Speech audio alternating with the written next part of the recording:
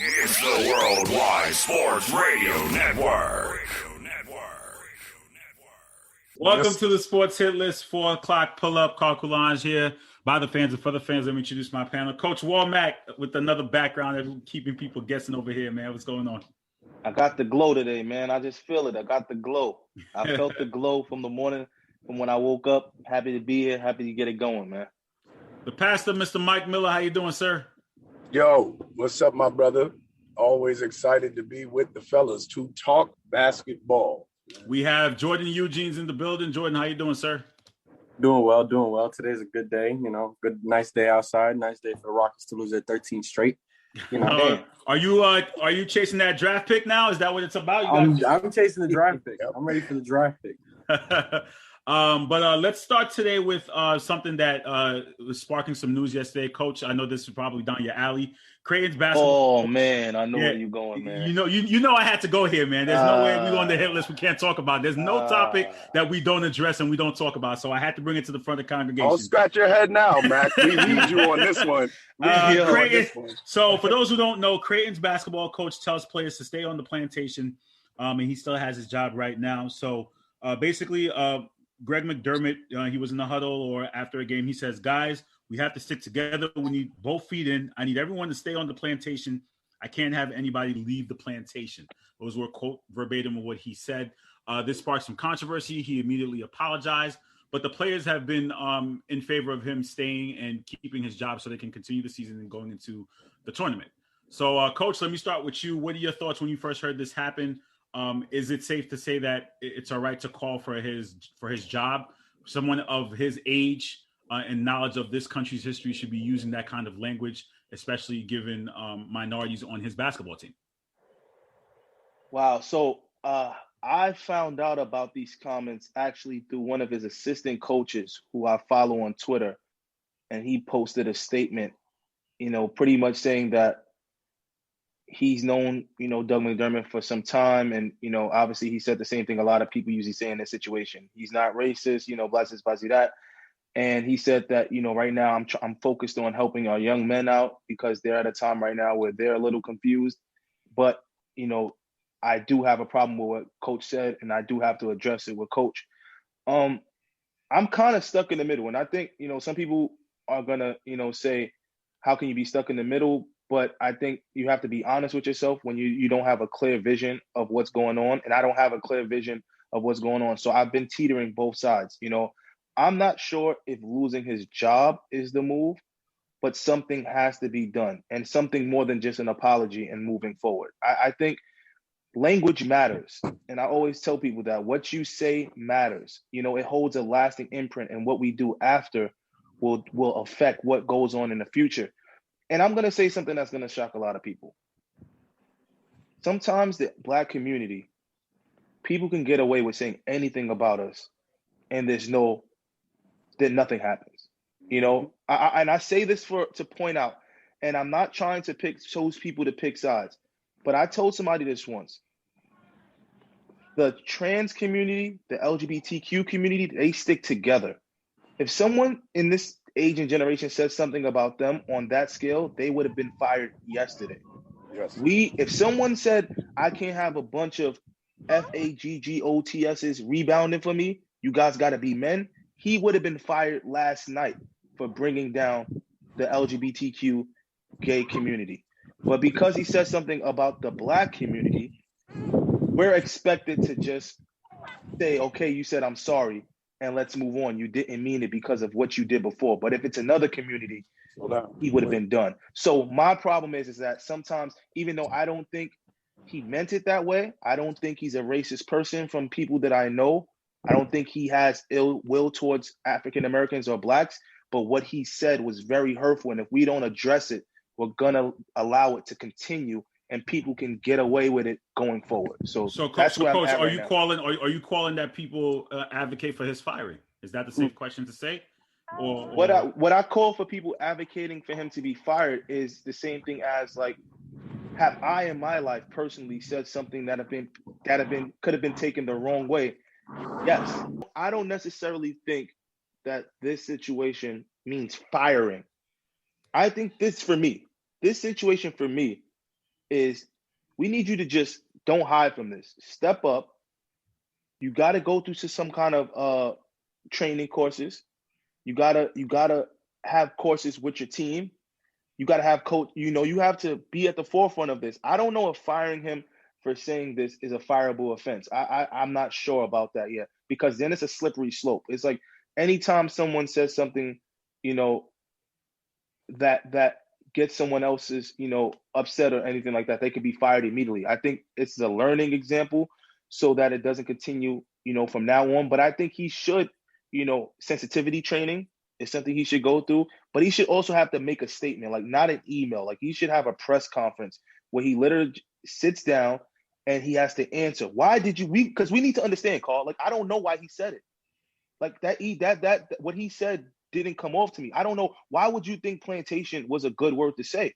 Like how, and then from his reaction to that, then it'll let me know if, for me personally, if this guy's just beating around the bush or he honestly, said something, that just came to his mind. But I still want to know what does plantation have to do with the team that you have? Like, I just don't get it.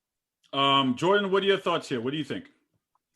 So 2 years ago, when Russell Westbrook was still on the Thunder, one of the commentators said that Westbrook was out of his cotton picking mind. And that just brings me back to that, where it's just like, eventually, like, punishment, like this has to, at this point, it's kind of getting old, where it's like, you know what, we have to show them that something has to change and you are going to lose your job over it. Do I think he deserves to lose his job over it? Sure. Because I think that at that point, you have to be this educated. We're in 2021. You have to understand that kind of language is really not acceptable anymore when you're talking about we need everybody on the plantation. Like, you use it out of all words. You could have said in the company. You could have said in this business with this team. You could have said anything, and you picked plantation with black basketball players on your team. Personally, I think that, yes, his job should be in danger, because you need to set a precedent.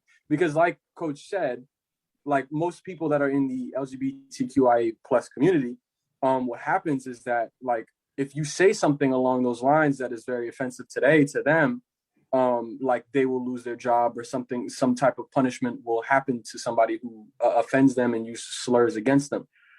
So I think that for this, in order for stuff to change, you need to show punishment. I think punishment is genuinely the best way for someone to change, some type of like reaction or some type of thing that makes sure that somebody actually becomes doesn't different. do it again. Doesn't do it again. I agree. Sometimes like should he lose his job? I mean, some people might not think so. I think so, because we really want change at this point. All four of us, we're all black in here. We all want change. And I think the best way for change is a little bit of, like, you got to go through a little bit of punishment in order for you to truly understand, the depth of what you're saying. Because him just getting away with it and him just being like, oh, well, I apologize and I'll never use that language again and blah, blah, blah, blah, blah. Does that really teach him anything? He needs to lose his job. Well, I think genuinely him losing his job would actually be him learning something. You know what I mean? So, Mike, can you turn your mic on for me? Is it possible so we can hear you? Yeah, you get me? Yeah, go ahead, Mike. What are your thoughts on what I agree with everyone, and I land. Really, I do land on Jordan's point. No, it's a fireable offense. Because of what Max said, it's unacceptable. Certain things you say can cost your job. All of us work. We understand that there are trigger words that if we say them, we lose our job. There's no statement of I'm sorry. You can say I'm sorry as you go pick up your last check. There is no so I agree that because we've let, like Max said, too much stuff has been able to slide, and the disrespect that we have had to endure for 401 years, no, heads got to roll. Now, this is a different example, different extreme, but when we're always complaining about police brutality, we're not just talking about, oh, well, you get a charge. No, or you get paid lead off. No, you lose your job. Now, again, it's an extreme, but the point is you need repercussions for your actions. This is, and I agree. But this is where we have to understand, because you heard what I said. Like I just think that, you know, we're one of the most disrespected groups. So, but the reason why I held off on the straight firing him is because then we have to understand this has to happen in every sense, then on every level. Like whenever you degrade anyone on any level, it's a fireable offense. And we need to make that understood, because what I don't want is because Greg McDermott is a person in high profile, he gets fired. No, if you say something about a black person or a Chinese person or Asian person or even a white person, if you come at someone's nationality, if you say a racist remark, it's a fireable offense on every level. Like, I just don't want it to be Greg McDermott, because I feel like that's what I'm saying. That's what would get this. Is sort of what Jordan's basically saying. This firing gets the ball rolling for that precedent. Disrespect at some disrespect at some point can't be tolerated. But guys, let me ask this, Mike. Sorry to cut you off. Let me ask this, but the play. It's according to the article, the players are in favor of keeping him to keep. I don't want to hear that, because wait, Mike. Some people who are in abusive relationships, men and women, they can have a domestic violence dispute. They can I've seen women almost get killed to the point where they're bloodied and killed and still say, I don't want to press charges. Does that mean that the man didn't do anything wrong or he shouldn't go to jail for domestic violence? No. So these players are in a tough situation. They want to finish their season. So I don't even think they understand what he really said. I don't think it's really hit them what he really was referring to. I think in the moment they just thought, we got to win this game. But if they really go back and sit down for an hour and understand exactly what he said, I don't think they would just be like, you know what, it's cool, let's just play basketball. So and plus they're 18, 19 years old. This guy recruited them. He brought them to school. He's been like a father figure probably, you know, while they're on campus, because they're not next to their parents or their mothers and fathers while they're on campus. So it's a different type of relationship. So of course they're gonna, you know, fight behind him and say, you know, you don't know the person that we know. But at the end of the day, it's like, okay, we don't have to know the person that you know. We know what he did. You know? At this point, and I think Jordan touched upon it, in 2021 and everything that's happened over the last year in this country, I'm curious to know what was going, and I guess none of us could really answer it. We could always just ponder what was going through his mind to him to actually get to that point where he said that. The question, the way I looked at it, Carl, when you sent it to me, because I didn't know about it. When you sent it to me, I started to just think for a second. I said, okay, the sun is on my Pacers, so I've tried to see if Doug McDermott made a comment. Haven't seen a comment from him yet about what his dad said. But I started to ask, to that question of why did he say it, I started to ask, who is he? Like, who is Greg McDermott? Where's he from? So he's from North Dakota. He coached in Ames, Iowa. Most of the places that he's lived have been almost 90% predominantly white communities. Well, what's the history of America in predominantly white communities? This type of language a lot of times is acceptable. So again, everybody that knows him will rush to say, well, he's not racist. It just made a very racist statement. But you have to start, but that's what I think that was to Mac's point of, I need to hear him say why that came to his mind. Why, not preparing a statement and saying, well, I'll learn from this. Well, I need somebody, preferably someone Black, to ask you, and I need you to answer it and explain why, like Jordan said, of all the things that you could have used to describe, you chose plantation as you stood before Black men.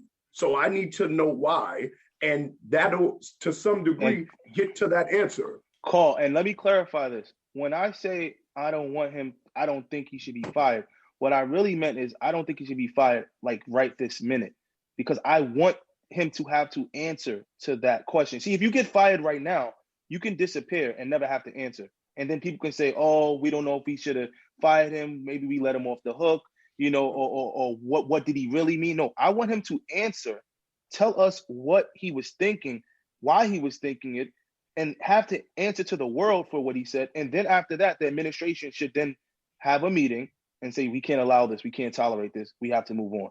I just don't want him to disappear today and we never get his thoughts on the situation. I ain't gonna lie, Mac.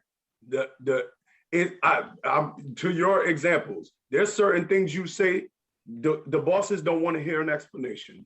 Nope. You get fired. There's not going to be a time for you to explain what you really meant. It was taken out of context. Look at what my but everybody hold on. But everybody gets. Nick Cannon had a conversation. See, everybody, you get a conversation, then you get fired. Like Nick, you get. The first thing happened. He got the blowback. Then they started to get the conversation. Now 7 months later, they trying to give him his job back. They got him up out of there. Nick tried to explain. Oh well, I didn't mean it in this context. They said, "Playboy, that offends too many people. You out of here." That's exactly what I'm trying. That's exactly what I'm saying. I want. Like I don't want it to be a situation where it's like, oh, the University of Creighton has let go Greg McDermott because X, Y, Z, and then 6 months from now he's gonna have another college job. That's just the facts of the matter. I'm just telling y'all where we live at. He's gonna have another job. Period. He's gonna get another job after he gets fired. So what I'm trying to say is I want this to be out in the open right now. And Creighton, you have to let us know why you're firing him. Let us know what he said was offensive to all the people in America, all the people in the world, and then let him go. Don't just, what they'll try and do now is let him go. Kind of like, how politicians, when they get caught, they just resign and we never got to hear why they resigned. They never have to take full accountability for what they did. They just get to sneak out there and just sneak out the back door. I don't want to sneak out the back door. I want him to talk, answer, understand, and then you lost your job because you did X, Y, Z. Good luck with your future. And we'll see where you get down the road. Jordan, final thoughts. Do you have potentially a reason of why he said what he said? Is there any justification? I mean, I know you said it's for him, but there truly is no justification in my mind. I mean, I wouldn't be around somebody from a different background and use something offensive towards them in that kind of manner. Like plantation, like really, like you're talking to a basketball team, and of all things, you could say plantation. That Oklahoma City commentator from 2 years ago when Westbrook was having a great game, right? And he says that Westbrook's out of his cotton picking mind. Out of everything, he's out of. You could just simply say he's out of his mind, but you take the extra and you say cotton picking. Like it's obviously you picked those words. You knew, like you might not have genuinely known, but you're gonna learn. And how you're gonna learn is you're gonna lose your job. That's how you're gonna learn. If you didn't know at this point, we're in 2021. We've gone through everything we've gone through. We were in 2019. We went through Trayvon Martin, all that crap that we had to go through with Trayvon Martin and Michael Brown and everything. And you're telling me that you still don't know? You still don't know. That's ridiculous. So absolutely, I have no explanation for the use of that word. That's absolutely pathetic. You're how old is McDermott? 57. 57. He's 57 years old. You can't think of any other word besides plantation? No, there's no explanation for that. There's no excuse. Yeah, man. Absolutely. Absolutely. All right, guys. So on a positive note, there's been something in the Hitler streets going on about fans who watch the game, who don't watch the game and highlights, and who just know who just look at stats, who just look at the box score fans, the ones who don't play. And I think it was Ray Rodriguez who asked the question, could you have a conversation with someone who didn't play sports about sports? So today, part of the show I want to talk about is, that whole notion of fans who look at the box scores and highlights and they make judgments and assessments versus the fans who say they watch the entire games and make assessments. This whole conversation started because Paul and Andres believe that Rudy Gobert is better than Donovan Mitchell and is the MVP on the Utah Jazz. And that's what started the conversation. And that's what started the conversation. But my issue with this is that fans who do look at the box scores and all into analytics, don't you kind of have to look at the analytics to make a judgment call as opposed to watching the game? That's not an eye test. That's an analytics. So you calling people box office fan, box score fans, isn't that kind of contradicting yourself because you kind of have to look at your advanced stats on a piece of paper to make an assessment? Wait, hold on. The people who check the box scores tried to call other people box scores fans? Basically, what they're saying is that analytics guys, Andres is saying, based on analytics. Okay, so I'm going to call him out. Andres believes that, people don't watch enough games. Yeah, he's saying we don't watch enough games to assess that, Gobert is better than Donovan Mitchell. But see, I would argue the reverse. I would say those who would actually say that don't actually watch the games. They check stats. Right, but that's what I'm saying, though. But Andres is an analytics guy, so that's why I'm confused. Is when you're calling out box score fans, and analytics. And even Paul did it too, because he listed a list of analytics of why Gobert is better. Don't you kind of have to look at those analytics to make that judgment? No. The eye test? That's my issue. You have to look at the game first and then allow the analytics to assist. Help your point. Comes first. If you are looking at analytics first and then the game, that is your problem. That's how you end up saying Rudy Gobert is better than Donovan Mitchell. Because you look at analytics all day, then watch the game. You're not supposed to do that. Analytics were just to help assist how we understand basketball. So based off what they said about, again, they're basically saying, I think Damian Lillard said it as well, is that they're tired of box score fans and fans who just watch highlights who basically assess sports. So that's why I wanted to talk about this whole conversation, and even to tying in people who never played sports, having conversations about sports, believing that they know about sports. Coach, what are your thoughts? I mean, you got to watch the game, man. Like what people, I learned this from coaching about when I used to check the plus minus. You know, we used to, we'll get a stat sheet, 16 minutes in the first media timeout, get it 12 minutes at the next media timeout, and we'll go, oh, this person's plus. Someone will say, oh, his plus is 5, his plus is 6, his plus is -6. And I'm like, well, who was he on the court with? Because that determines what your plus minus is also. It's the rotations. Like if you put 4 bench players on the court with one starter who's maybe the third best effective starter, and you rate his plus minus against the 4 starters who have one bench person, and you say, oh, his plus minus for the game was -3. Well, who was he playing with for 15 minutes, 20 minutes of the basketball game? So it's like Mike said, you got to watch the game and be assisted by the numbers, and then it's like an equation.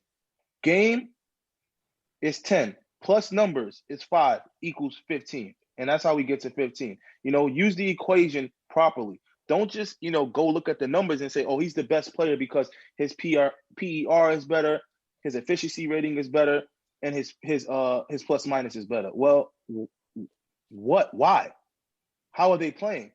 Maybe it's geared. Maybe the whole strategy is around this one person. You know, if we're talking about this situation in particular, Rudy Gerber can't create any. I mean, defensively, yes, he's one of the best defensive players. But let's be honest, you got to be able to score points as well. He couldn't create a shot one-on-one against anyone. Everything comes from what someone else does. So it's crazy for anyone to say he's a better player.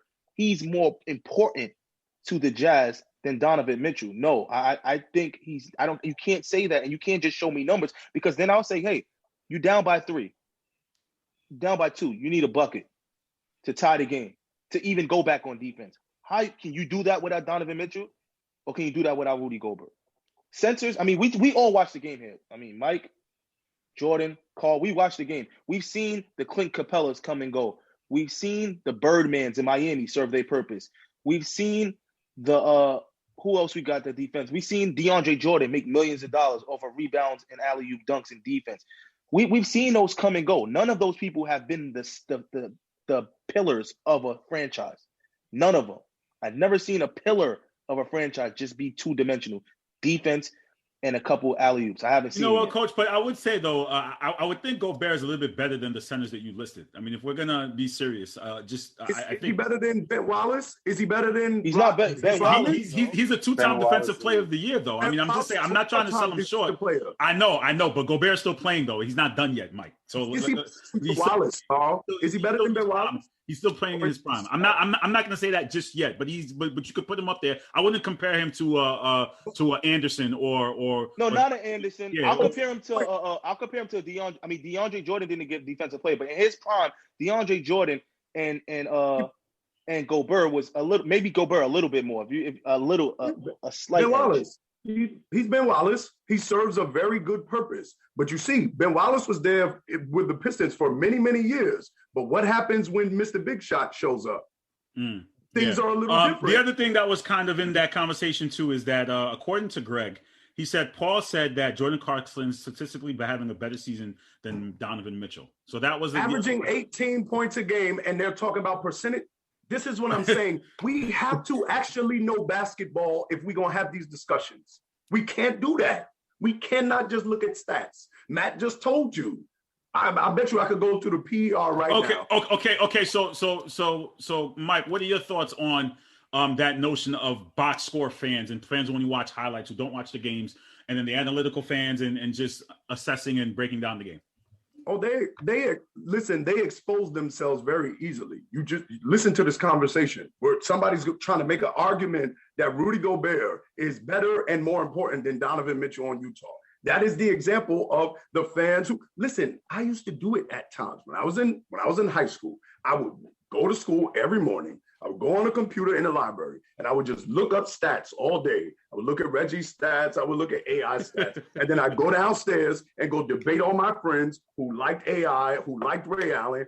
You have to actually look at the games, because then when you watch the games, you'll start to see things that, wait a minute, these stats don't really understand. Like Mac said, Mac gave a beautiful example. You see, he's got a high field goal percentage. He's got a high PER. Well, how? Well, PER leans more towards people who have more rebounds because they're big, like, for example, Jokic, and higher percentages because they get all their points at the basket. But see, you're not going to know that because the PER stats not going to tell you that. You have to watch the actual games. So the problem with the box score fans is they may peek at the games and peek at the highlights, but then they go right on the computer and they click really fast and they see all the stats and they say, oh, this stat is this stat and this stat means this stat. And if I put those stats together in this puzzle, then this puzzle means that, and this is why we're all beginning to hate the analytical people, because it's revenge of the nerds. They're coming in, not knowing basketball, and trying to infuse these nerdy things to just actually watching and saying, wait, well, if these guys have the same numbers, but they play totally different and their effect on the team is totally different. And you would only know that if you watch the games. So I agree, too often we got a lot of people just Googling stats and then coming and trying to debate arguments and never have watched the games. Jordan, what are your thoughts here when we discuss box score fans and fans who watch the game? And you and I are in the group with Andres. Special shout out to him. He couldn't make it, unfortunately. He had to work. But what are your thoughts with this conversation? Personally, I know Andres, and I know Andres isn't somebody who's just looking at analytics. I think he is somebody that watches I know he's somebody who watches games. He watches games. And then adds analytics to prove a point. You know, it's not like, and even if, like, it doesn't really matter, even present day, we're talking past games as well. Like, we're talking like before he was even born, you know, and he's watching these games and he knows what he's talking about. But I genuinely think, I also agree that he said Middleton was a bum. He's on drugs. He said Middleton was a bum. He also said, and you know, right now we're having that debate about Westbrook versus Jason Kidd, which is another conversation for another day. He think Jason Kidd is better? No, we think Jason Kidd is better. Who? We do. Then who? Then Russell Westbrook. Keep going. Go ahead. Keep going. No, but I definitely agree that you have to watch the game. I genuinely think you should watch the game first and then look at the analytics to help your case, you know, rather than just, you know, rely heavily on just one or the other. You know, I think that even though it's better to rely more on the game than just analytics alone, I think it's a good mix to have mostly game, like you watch the games and then you use a sprinkle of analytics. It's kind of like your cherry on top or sprinkles on top of ice cream, you know, that kind of stuff. So what are our thoughts to close out this discussion about people like me who've never played basketball or professionally, and then they're talking about sports? I think that was something that was trending in the group too, as well as, you know, could you have a conversation with, and I know Mac was trolling a little bit with his comments on it, but could you have a conversation about sports with someone who necessarily hasn't played sports? And people like to use that example. It's like talking to somebody about marriage who's not married. Like, is that a fair assessment here, there too? Mike, what are your thoughts there? Bad example. I would ask all those people, could you have a conversation with Sam Presti, the GM of OKC? Because he didn't play. So I think you could. And I think he wraps circles around the knowledge you think you have. So no, absolutely. If you study something, then you have knowledge in it. That you don't necessarily have to play. Now, Now, somebody's going to say, well, if you just study medicine, that doesn't necessarily mean you can perform a surgery. Well, that's the starting point of performing a surgery. They go to school and then they study and then they become surgeons. So, no, absolutely. If you commit yourself to studying and learning about basketball and watching the games, letting analytics influence you, yes, you can absolutely have a great conversation with someone about basketball. Because if we couldn't, then in all actuality, nobody on the sports hit list can talk to Mac, because we've all kind of sort of played. He's a professional that was an MVP. So nobody in the sports hit list group, none of them can talk to him because it's a different level. If we want to play those games, then we got to do by ranking now. So we got to say, yeah, I don't like those games. Only can talk to dudes that played at high school. The dudes that played in college, I can't talk to anybody. I played CYO. See, that's why I don't like that. That's why I don't like That's why it's nonsense. I don't like those rules, Carl. I only played CYO, man. I can't talk to somebody. Carl, that's my point. So if we play this game, then nobody is allowed to talk to Mac, because far as I know in the group, nobody has anywhere near his credentials. So nobody's allowed to talk to him. But Mac respects and understands our knowledge base. Well, anybody can develop that.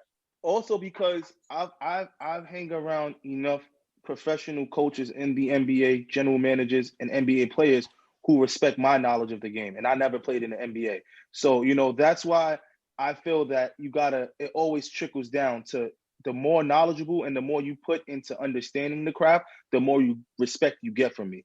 So, the perfect analogy I put is that I went to school for political science, but I've never worked in the government. I never worked in the Senate. I've never worked in a mayor's office, but I went and studied poli-sci. So if I'm given the opportunity to work in those areas, I have the knowledge, and then I can get the experience, and then I will be able to contribute in that area.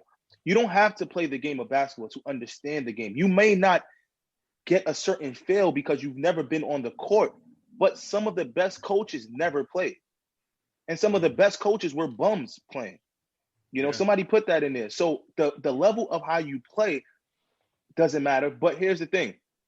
Sometimes ball players have a lingo, a talk that they may say that you may not be able to get, because on the court talk is different from your traditional NBA understanding of what happens in the game, the history of the game, the science of offense, defense, all those different things. But if you didn't play and the game, you watch the game, you breathe the game, you have just as much to contribute to this conversation as the best player in the history of the NBA. And we see that. Look at the general managers. Some of the best players don't know how to build a team or can't build a team. And you don't want to say his name. Say his name. I'll say his name. We talk about MJ. We talk about MJ. Not just MJ. We talk about MJ. Isaiah Thomas was a little shaky, baby. He was all right. He was a good drafter. Listen. He was a good drafter. Yeah, he wasn't bad drafter. Yeah, he wasn't that bad as a drafter. He drafted team back. Yeah. I mean, people get good draft. Jordan drafted LaMelo. And LaMelo's looking. Yeah, that's true.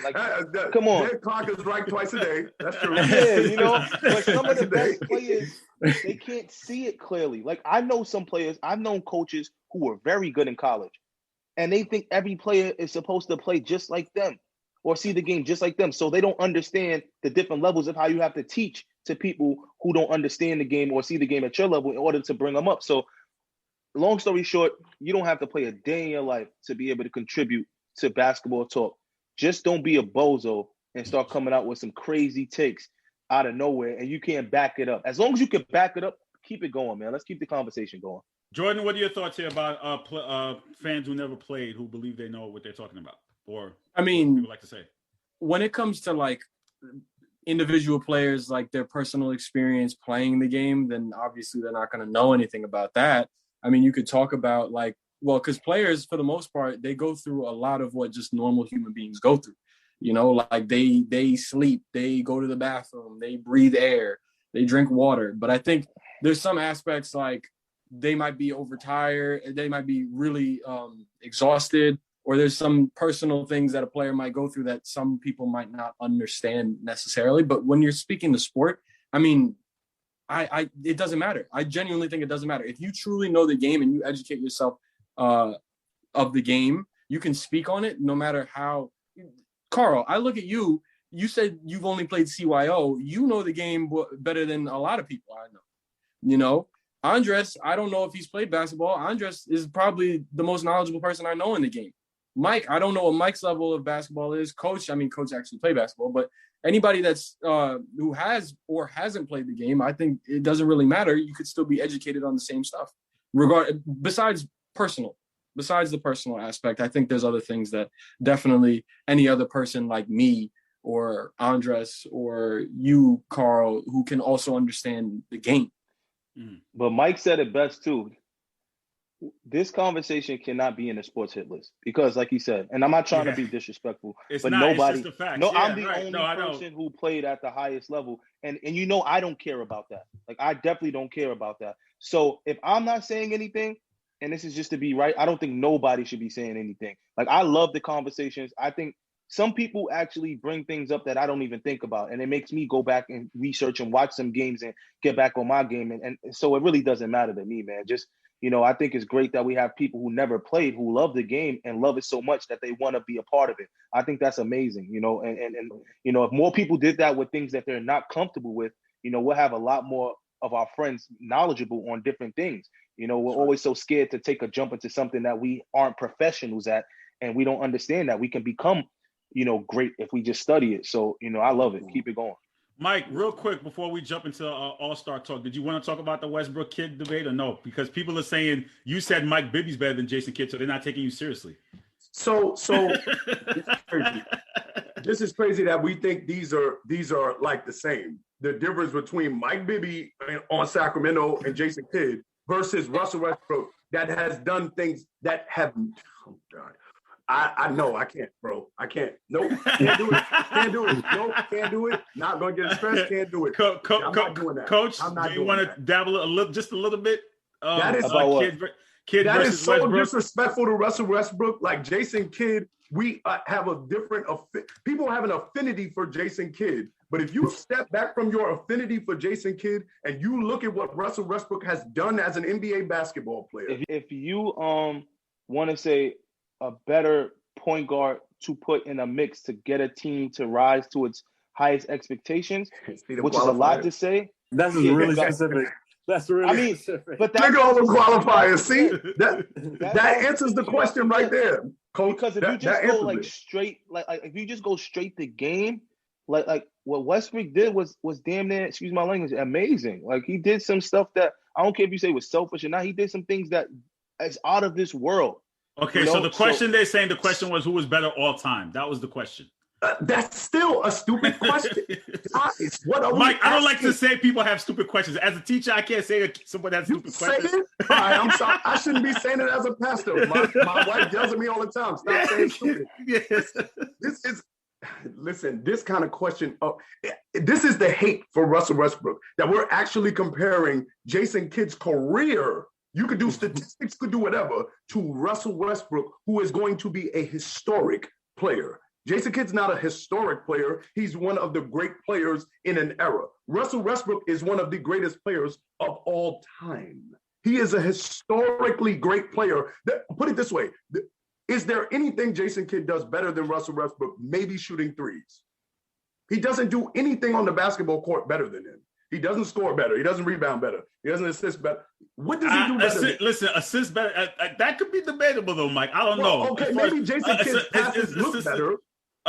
Court vision, I don't know. Court awareness, if you're looking at the man averaged 3 triple doubles in a row. Aside from, I'm not saying that, but again, we've always questioned. I'm not taking away anything from Russ, but we've questioned his decision making, his court awareness and decision making. Yes. Is Jason Kidd a better, like Max said, with the million qualifiers? If you have Dirk Nowitzki and all these other great people, and then you got Jason Kidd to just be a floor general, sure, he'd be better than Russell Westbrook. If you have Kenyon Martin, no, Jason Kidd was the best player on that team. You have Kenyon Martin, Richard Jefferson, Lucius Howard. If you have all these people, and then you just need Jason Kidd to be a floor general, sure, he's better than Russell Westbrook. But if you and I go to the park, and there's two guys standing there, and we like, dag, man, I want to win this game, and I got to start with someone. You're not picking Jason Kidd ever. Never, never, never. You're never picking him over Westbrook.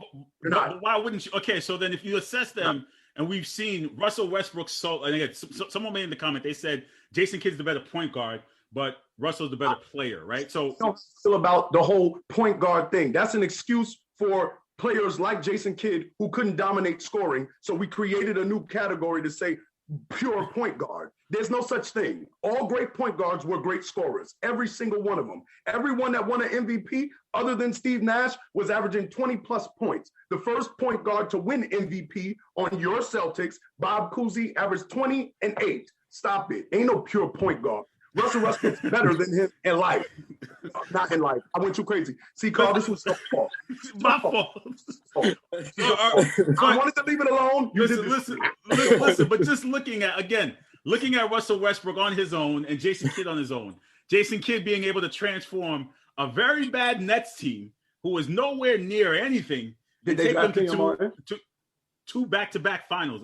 Hear me out here. You can't answer a question with a question. Don't do that. Stop doing that. Just hear me out here. Martin. Does that matter? Hear me out. It does matter. But hear me out. He falls in the CP3 situation. Like, though they had good players too. You can't take those players off. You can't take Richard Jefferson was good. Keith Van Horn was good. I'm not taking those players. I'm not taking those players off those team. What I'm saying to you is that the year before they got there, and again, and no disrespect to Stephon Marbury, the Nets were not in the playoffs picture before Jason Kidd got there. Yes, and Jason Kidd got robbed of an MVP, and we could go back to that MVP. Yes, he was robbed of an MVP. I agree with you. That does not make him better than Russell Westbrook. That does not. Stop. Come on, stop. Like, stop it, man. Stop it. I disagree. I'm sorry. I can't. I think it's a personal. Yeah, no, I think it's a personal affinity for Jason Kidd, and it's not a personal affinity for Jason Kidd. It's not a personal affinity for Jason Kidd. That plus, we really just don't like the way Russell Westbrook plays his. I'm telling you, Russell Westbrook epitomizes who we are in our rebellious spirit, but he also is the. I wish I could get Ray Jarvis in here. Ray Jarvis could pull up because I know Ray Jarvis has a lot to say on this topic. Let me see if I can get him here to talk about. What area is he on? Who's he with? He's not on the Russell Westbrook area. I'll tell you that right now. I know that for a fact. He just said once again we're conflating better with greater. That's his problem. That's what he just said. No. That's a great comment. That's a great point. That's a great point. It's two. See, better and greater are two different conversations. We want to talk about that. We could talk about that. Yeah, that's a fact.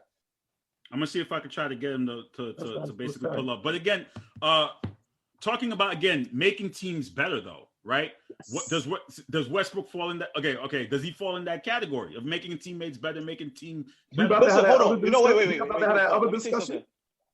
It's funny, and I'm not a Westbrook fan, which is crazy, but I hated the better comment because I always think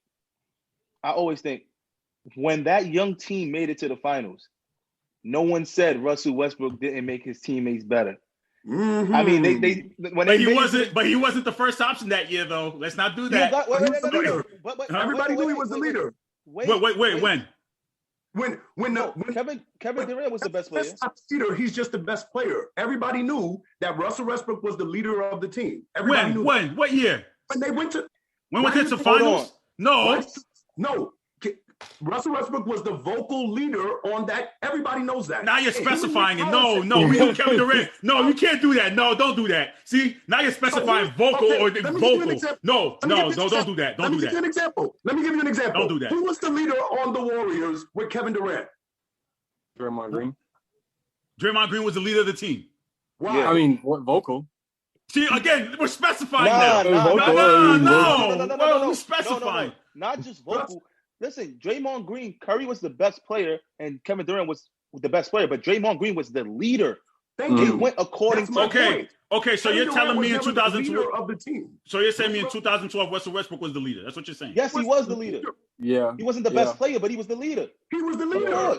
Everybody said that. What are you talking about? Everybody knew he was the leader. That's why KD left, because he took all those shots and because they said within the organization, Russell Westbrook had more control than KD. He was the leader. What are you talking about, Carl? This was well known. KD okay, so go ahead. So go ahead to your point. Go ahead to your point of saying that he was the leader. My point was that it wasn't the point that he was the leader. My point was Russell Westbrook's negativity came after Durant went to the Warriors. That's when it really started. Because before then, people really didn't kill Westbrook. You know, they just said these guys are young. he's gonna figure it out. And then when Kevin Durant, I said, Kevin Durant left because he was taking too many shots. This guy's selfish. This guy's this guy's that. And that built the narrative that we all started to follow on Westbrook. But nobody talks about those first couple years to say that he was I never heard nobody say he was selfish before Kevin Durant left. Maybe just I didn't hear it. Maybe Skip I Bayless, wasn't. Other than Skip Bayless, nobody was saying, Skip said it. Nobody can win with him. No, we ain't hear that. They went to the finals. We ain't hear that. All of a sudden, and now we're gonna judge him off of the Washington Wizards, a lackluster OKC team. Like, come on, let's be for real. Like, we can't judge him off of those type of teams. Now, what about Houston? So we're not judging Houston. We could judge him on Houston, Jordan. We can judge him in Houston. Okay, so what you're saying is that we're just gonna judge him from when he started in OKC, and then we're not gonna judge him without Kevin Durant. We're not gonna judge him, in Washington. So like, what are we picking and choosing when we judge him and when we don't? In a narrative. I mean, are you gonna judge? Do you judge Jason Kidd with? I never heard nobody talk about Jason Kidd with the Knicks. Who we do absolutely. We do talk about him with the Knicks. I talk about him. I don't hear a lot of people. I do talk about him. How did he do? Say again, he did great with the Knicks. He's one of the primary reasons. He was the leader on that team to get them to the conference. So Melo wasn't the semifinals. leader? Melo wasn't the leader? Melo wasn't there, right? No, that's not what I'm saying. No. Jason Kidd wasn't the reason why they got there. But Jason Kidd not a big factor why they got there. Jason Kidd not the reason why they got there. But Jason Kidd was not a factor of why they got there that year. He was not a factor? He's a factor. Explain what Max said. Hold on, can we explain? Oh my God.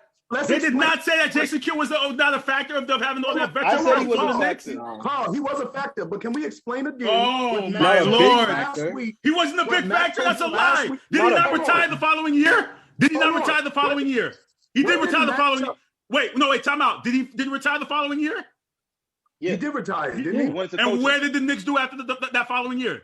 With almost the same team. That wasn't okay, but fair point. He wasn't the only player who left. But again, you still had your core in Melo. You still had Tyson Chandler. You still had your Novak. My man Steve Novak was gone. What Max said last week, though? What did Max say last week about when Chris Paul comes to Phoenix? I just had someone tell me that Jason Kidd was the vocal leader, and you guys just told me that Russell Westbrook was the vocal leader. You're telling me the same thing. He's not the leader, but you act like the same problem is what everybody made about the Suns. Yes, Chris Paul comes and matters, but Devin Booker is still there. Melo was still there when Jason Kidd was washed and came there. In the same way, Jason Kidd was washed when he went to Dallas. Listen, I don't know about that one. I don't know about that one. He was washed in Dallas. He was washed. He was one of the primary. Listen, they had no other superstars on that team, and Jason Kidd and the rest of the other role players helped excel that team with the same thing with the Knicks. Jason Kidd was that vocal leader on that team, on that Knicks team in 13. We knew that. He was one of the primary reasons he was there. Mario Chalmers with the Heat. Chill out. No, I'm joking. Okay. So I'm joking. Ray Jarvis. Chauncey Billups was the vocal leader for the Denver Nuggets when they made their one Western Conference Finals with Melo. Yes, that happens. Melo needs a point guard to be a vocal leader. Jason Kidd served that purpose. But in the conversation of who's better or greater or good, that don't make him better than Russell Westbrook. And the point Mac was making was the narrative only came after he helped lead a team to the finals, or he was the leader. So then technically, doesn't that mean he led a team to the finals? Ray Jarvis, we called you to the congregation. We called you to this conversation. Sorry to interrupt. Came in right on time for that. They called you to come in here. What are your thoughts? Because the question was posed, who is better all time between Russell Westbrook and Jason Kidd? And I know Mike didn't even want to have the conversation, but here we are 20 minutes later. Because of you. Because of you. I understand the argument that Mike made about the playground discussion and who would you pick and whatever the case may be. But it seems as though the further we get into this analytics era of NBA basketball, NBA consumption, we are ignoring the functionality of the basketball team and what said player brings. If it's not being able to see it on a calculator, we're not trying to talk hoops. What Jason Kidd did for the New Jersey Nets almost 20 years ago was unheard of. They made one trade. They were 26-56. The year before Jason Kidd, and double their win total. Why? Because of the functionality of the point guard on that team. Thank you. When you don't have a score-first point guard who's more of a wing than a point guard, it changes the roles of the players around you. We don't talk about that enough. We get so caught up in stats and athleticism and how good it looks that we never talk about the function. The reason why some people might feel like Jason Kidd could be better and greater than Russell Westbrook is because he performed the function of the point guard position better than Russell Westbrook. Yes, Russell Westbrook compiled a lot of stats, but his first triple-double year, the biggest argument I had against him was the fact that while he had the NBA all-time record of usage percentage, he didn't have the efficiency to match the usage. This is why I picked James Harden that year in particular to be MVP, because while James Harden was second in usage, his efficiency rate was much higher because he performed his function on the basketball floor better. If you have a player who's going to dominate the ball, he's going to score, he's going to get assists, he's going to get rebounds, and which means he's going to dominate the action. You have to do it at a high clip for it to count. This is why, as much as I joke about LeBron and I piss off LeBron fans, LeBron dominates the ball and he does it at such a high clip that you can't tell him anything. Russell Westbrook is like Bizarro LeBron. He dominates the ball, but he's not efficient. You can't plug Russell Westbrook in any situation and say that this team is going to be better automatically. I can make that argument about J. Kidd, though, because you can put that function on any NBA basketball team, and they're inherently better. And we've seen it 3 times. You look at what Dallas became twice. Once he made his way back to Dallas, he might not have been the superstar. Yeah. He might not have been a superstar, but his functionality made them inherently better. The New York Knicks were inherently better. The reason why they were able to absorb losing Chauncey was because J. Kidd was there to provide that function. We can't keep talking about stats if we're not going to talk about the function. That's all I'm saying. Hold on, but we're gonna point guard. You hear point guard?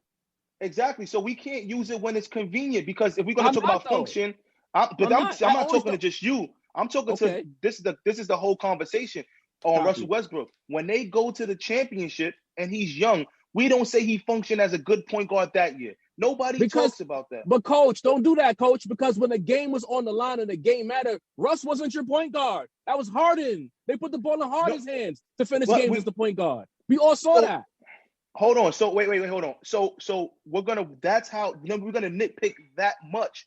We're gonna nitpick that much. We're not nitpicking. We're talking about what happened. No, that's nitpicking, because I will actually, Harden had the ball in his hand, but Russ ran the team for, say, 75% of the game. Yes, Harden had it at the end.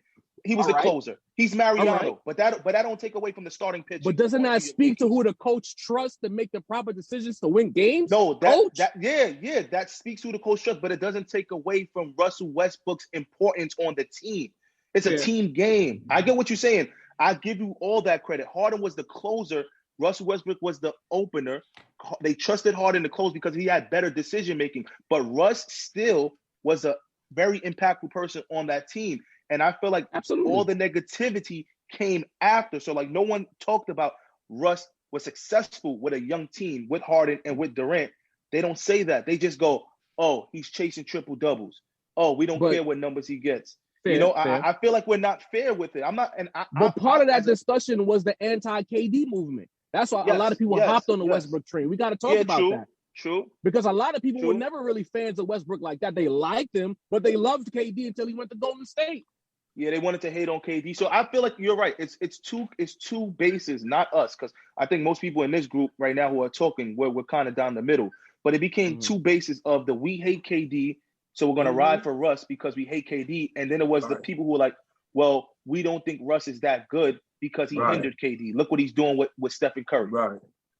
So Russ is great. I know Russ is great, but I've always took issue with how he performed the function, because I felt as though as much as he does good things, when you really need him, what he does best, in fact, gets in his own way. So it's always been hard for me to give him his due, because that same pull-up jumper that looks wetty in the second quarter is going to be a wasted possession in the fourth quarter. Where we need a point guard to run offense and get into some actions, he's taking an ill-advised shot, an ill-advised turnover, and you can't dominate the ball and shoot 42% from the field. You can't do these things and then tell me he's greater than a guy who you can put in any situation and talk chip talk. Unacceptable for me. So you're taking Kidd? Absolutely. Mike, you've been quiet. I've been listening. That's what you do. Listen. I yell and I do too much already. I want to listen. Okay, Jordan, you're going Westbrook. I'm listening. I'm going Westbrook. Okay, Mike, what are your comments to what Ray said? No, listen, these are what Ray is saying is in terms of Russell Westbrook's play, I've said the same thing. I said early on he should just be a 2-guard because I thought he would function better. Ray using that word function. I think he functions better that way. But I'm not going to knock what he's done. And looking at both of them, and all these team things are different. The way I look at how I would, like he said earlier, if I'm selecting a player, Jason Kidd to me reminds me of Rondo. Rondo serves a great purpose if I have all these other things around me. But if I just have Rondo, I'm not getting anything out of that. Even though he has that function as what you would want as a facilitator, I'm not going to get anything out of him. But Russell Westbrook, we've seen him in both circumstances. We've seen him with a bunch of talent on OKC. He led them to the finals. Led meaning he was the leader of the team. KD was the best player. But we've seen him in that function. And then we saw him, like James Harden, we saw him transition to, when he's the solo act, drag a horrible OKC team to the playoffs. So we've seen him in different roles operate differently. And then we watched him try to work in that Houston system that isn't fit for his game at all. We watched him try to function within that system. Didn't work out. And he did. He did until the pandemic. He did until the pandemic. He was a leading MVP. He was like in the MVP runnings with how he was playing because they realized, okay, we can build this team in some ways around him. All of these things are facts, but at the same time, because his game doesn't have as many variables as you would like, we knew what the answers were going to be in the playoffs. They were going to play off of him and dare him to beat you. All of these things, a lot of us, we love stats. Well, not we. A lot of us love stats. But we're not talking about situations, right? Like, it's easy to get stats on a random Tuesday night in the NBA. A lot of times your favorite players get fat on the bottom half of the league and they compile their numbers. But when we get to the playoffs and you playing them real teams and we decide, like LA, Westbrook, your jump shot is kind of sorry. We're taking you out the whole series. This is what I'm talking about, greatness. You can't take J. Kidd out of J. Kidd with no jump shot. You still couldn't take him out of a series. No, his jump shot things we have to speak to. But Ray, I remember an argument a couple years ago. Me, Carl, Ant, it was a behind the scenes. Ant was saying, Chris Paul. We was like, but who hit Chris Paul with a last second shot? And we all yelled, Russell Westbrook, because in the playoffs, we saw it happen against Chris Paul. We saw him hit a game winner. So I'm saying we've seen him do it in the playoffs. Big moment. We've seen him do it. It's that when he shifted to this new Russell Westbrook, where he's ball dominant, everything is about, trying to score, do everything, running through a brick wall. We've seen the failings of it. But I'm saying we've seen the dynamics of Russell Westbrook. And when I look at Jason Kidd to me has never been that caliber of player. Though he served a great function. 26 wins to 52 in the finals. Mike, Mike has a, you know what? Mike has a personal vendetta. Listen, Mike, I think you have a personal vendetta against Jason Kidd. I think it's personal. I don't know why. Because anytime Jason Kidd come up, because I can never forget when you said that Mike Bibby was better than Jason Kidd. I will never forget that. I'll never forget that. I'll never forget that. Mike Bibby was better than Jason Kidd for like 2 weeks in 2002 in the Western Conference Finals. That was about it. This is a 10-year-old discussion. No, this is about a 10 or 15-year-old discussion. Let me just break it down real quick. This is what happened. I am Mike Bibby is a personal favorite of mine as a point guard, as a scorer. He is my personal favorite. That conversation was in the context of we was trying to throw Jason Kidd in the top 5 point guards of all time and all this other craziness. I said, wait a minute. Is he that much better than Mike Bibby? Now, of course, you can argue the leadership. You can argue all the things. Mike Bibby's a better scorer. But anyways, you can argue all these things. This was in response to people saying Jason Kidd is a top 5 point guard. And we know that's I'm calling you coach. But Mike, you confusing talent, what they can do on the floor skill-wise with what they accomplished. No. Like J. Kidd did more than he had 2 careers better than Mike Bibby. No, of course course, his accomplishments are better than Mike. Remember the context. I said Mike Bibby's my personal favorite. Right. Like, I'm not going to die on the hill for Mike Bibby being better than Jason Kidd. Right, the main conversation was, y'all not telling me Jason Kidd is a top 10 player all time. Right, but again, he is though. Listen, Mike, you said this discussion was 10 years ago, right? 10 years ago, before we were talking about the Russell Westbrooks and all these other point guards, or 15 years ago, Jason Kidd was a top 5 point guard. Now, you could probably question it, but 10 years ago, he was at that time. Of all time? Yeah. Of all time, yes! Never. We're changing the subject. I'm not talking to you no more. I'm going to suspend you. I'm not talking to you no more. I'm not talking to you no more. You can't name 5 point guards better than Jason Kidd. You could put Jason Kidd in that argument 10 years ago. Yes, I'm not talking about now. I'm talking about 10 years ago. Yes. You telling me I'll take Stephen Curry out? 10 years ago. 10 years ago. 10 years ago. 10 years ago. 10 years ago. 10 years ago. Point guards better. Okay, would you like me to do it? Isaiah Thomas, Magic Johnson, Oscar Robertson, Big Tiny Archibald.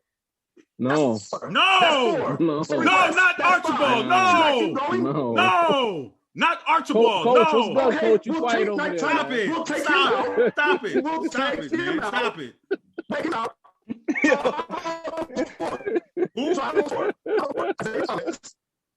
Isaiah Thomas, Magic Johnson, Jerry West. Can I keep going? Should I keep going? You're reaching now. Jerry West is a shooting guard, bro. He's a shooting guard. He's not a point guard. You're reaching now. No, he's not a point guard at all. He is the point guard. Bro, get him out of here. As a matter of fact, I'm about to eject myself from this game. Yo, we gotta stop, man. No, we gotta stop this. No, man, we this gotta is stop. What I'm saying. We just love Jason Kidd so much. No, it's crazy. You're trying to change people's positions, bro. You're changing people's positions just to fit your narrative. You realize what you just did? Yo, shout 10 out years to ago. Jordan for 10 years ago. In the NBA better 10 than years. Jason Kidd. We're talking about 10 years ago. 10 years ago. We're talking 10 years ago. 10 years ago, there were 5 point guards better than Jason Kidd all time. I'm sorry. I'm not taking that from you. 10 years ago? No. Of course not. You like Jason Kidd. No. And you don't like him. When did Jason Kidd become Reggie, bro? This is crazy. Yo, he is. Yo, you take that out of form. I gotta stop. No. Carl, did you have Jason Kidd over Steve Nash? You had that? Me? Yeah, I'm just asking. Did I have Jason Kidd over Steve Nash? Yeah. Did we, like, in that top 5 10 years ago, like, I didn't hear Steve we Nash. did it. We gonna check it. No, because we didn't talk about that. I don't think Steve Nash was even I think that's a better conversation, man. Not even close. Nash is in my personal 5. And you know what? Mike may take Steve Nash. Knowing Mike, he'll probably take Steve Nash too. I did. I see? made a list. You see? I did. Verbatim. You know what's funny? I know you too well. You know what's funny? We get so caught up in offense with these positions. Jason Kidd was a premier defender at the point guard position. Yes, he was. We're not even talking about that. Oh, did you hear what I said, right? No, another personal favorite that I think was better than Jason from the same area, Gary Payton. You see, again, you use that key word. GP is not above Kidd, bro. Personal favorite is clouding your judgment. Personal favorite is clouding your judgment, I think Gary Payton is better than Jason Kidd. But again, you just said personal favorite. Greater than Jason Kidd. No, but you just said the key word, Mike. You said personal favorite. I love your point, greater. I don't. That's one of those. That's the most. Even Zoom is trying to get Mike out of here. Greatest player of all time. He's crazy. Zoom is trying to get you out of here, Mike. They breaking your chopping your words. You sound like Mike, you're crazy Texas right now. Mike, you're crazy, bro. You're crazy. I love him. I understand. You like Jason Kidd, and you don't. And you don't like him. You don't like him. I know. You see, thank you. See, thank you. You just admitted it. You just admitted you don't like him. Just like that LaMarcus Aldridge and AD argument. You just admitted you don't like him. You just said it. I don't like him. Carl, you are the epitome of this culture. If I like one person over the other person, it doesn't mean I hate the other person. But you're not even being objective. You're not being objective. You're not at all, bro. I thought he wasn't. Hold on, why? Because I don't think he's a top 5 point guard means I'm not objective. It's like the LeBron fans saying we don't think we're not objective because we think he's not number 1. Mike, the man single-handedly transformed the team around. The team was 26 wins the year before, and they doubled it with Jason Kidd and went to back-to-back years. Come on, and he got robbed of an MVP. What are you talking about? Stop Didn't they it. make the conference finals a couple other times too? Before They he left? did. Yes, they did. I agree with you. I believe he got robbed. I agree with you. I don't think Tim Duncan should have got the MVP. I agree with you. I do. Oh my God. Maybe I'll revisit it. Please do. Maybe I'm just being emotional. Let me go. Please do. Let me take some time back. Maybe I'll revisit it. Philadelphia, Seventh-day Adventist Church, I like and to you listen, are letting so- them down. Maybe I need to revisit it because maybe I'm bugging. Maybe I'm bugging. You are bugging. You are bugging. You are. Final thoughts here, guys. We're approaching All-Star Weekend, a new format. I believe everything is in one day. Coach, what are your thoughts with the All-Star Weekend? Are you looking forward to it? It still has the same pizzazz as it has now. We have KD and LeBron picking teams. What are your thoughts with All-Star Weekend as we approach it this weekend? I'm gonna watch, but I have no expectations for it. Like, I'm just a basketball fan, so I will be watching, but I'm not. What do we watch? I mean, I don't know, man. I can't even say. It's just All-Star Weekend was when we grew up. It was an event. It was an event. It wasn't just a game. It was like we had our whole weekend planned behind it. We knew where we were going to be for the dunk contest, for the 3-point contest, and the games. We knew where we were waiting for the games. This year just seems like they had to put it together. They had to rush it through. Guys still got games tonight, and then they got to go play, on a weekend. It's like an afterthought. But, will I enjoy it? I hope no one gets injured. That's the one thing I'm praying for, because I would hate for someone to get injured in an All-Star game of this level that really means nothing for a lot of people. They just have to do it because they're contractually obligated to attend it and be there.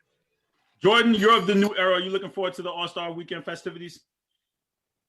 To be honest with you, it's not as exciting because younger. I mean, the All-Star game meant so much more than it does now, but obviously we live in different times, a different era. I like what they did for the All-Star game last year with picking the teams and having those guys and setting up rules and everything and having these new rules that were set up during the All-Star game. I think that was helpful. But this new setup right now, I'm not a big fan of. I'm going to watch it, but I don't think I'm going to enjoy it. Ray Jarv, you going to be watching the All-Star game, or is it something else you'll be changing the channel on? I probably won't really tune into the All-Star game until sometime in the second half. The All-Star game hasn't truly moved me in a long time. I think the last All-Star game I truly front to back was Kobe's last All-Star game for obvious reasons. But for the most part, it's just like the players got too aware that it was an exhibition and they really started to like loaf it.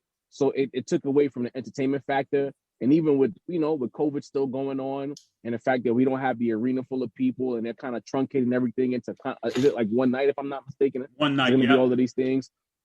To me, this All-Star game is less of a exhibition and more of a TV product. It almost feels like it's going to be in a studio with a little studio audience because of COVID, social distancing and all of that. So it's going to be a cool TV product. I'll tap in the second half sometime to see what it looks like if they get serious like they did a year ago. Hopefully. But am I excited? No. I just want to get to the playoffs, to be honest. Mike, what are your thoughts? Same. I think, they just, like everybody said, I think they forced it in. They originally they said they wasn't going to do it. But because of the money that they lost, this is a revenue grab. So they want to get that money back. And so I'm not excited about it. Of course, the only thing I am excited about I would say All-Star Weekend, but it's only one day. 3-point shooting contest. I need to see my man Steph get that win.